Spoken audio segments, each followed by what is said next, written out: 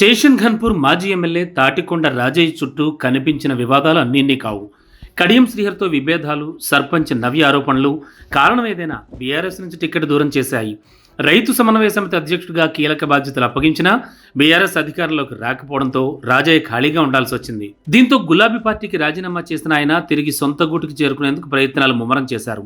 కేసీఆర్కు రాజీనామా లేఖ కూడా పంపారు. అయితే కాంగ్రెస్లో చేరిక మాత్రం ఆయనకు అంత ఈజీగా కనిపించడం లేదు.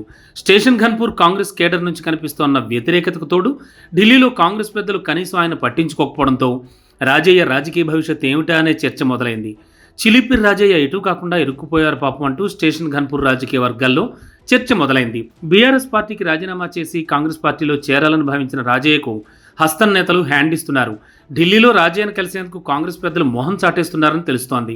ఇక 10వ తేదీన కాంగ్రెస్ పార్టీలో చేరుతానని మీడియాకు లీకులు ఇచ్చి ఢిల్లీకి వెళ్లిన రాజయ్యను ఢిల్లీ పెద్దలు కనీసం పట్టించుకోలేదనే సమాచారం. తన బ్యాక్గ్రౌండ్, బలాల గురించి వివరిస్తూ 30 పేజీల లేఖ రాసి మల్లికార్జున్ ఖర్గేకు పంపినా కూడా ఆయన అపాయింట్మెంట్ ఇవ్వకపోగా కేసీ వేణుగోపాల్ కూడా పట్టించుకోవడం లేదనే గుసగుసలు వినవస్తున్నాయి. ఇక అటు సొంత నియోజకవర్గంలోని మహిళలు సైతం పెద్ద ఎత్తున గాంధీభవన్కు చేరుకుని రాజయ్యను పార్టీలో చేర్చుకుంటే చెప్పులతో కొడతా అంటూ ధర్నా చేశారు. దీంతో రేవంత్ కూడా ఆలోచనలో పడ్డారని తెలుస్తోంది.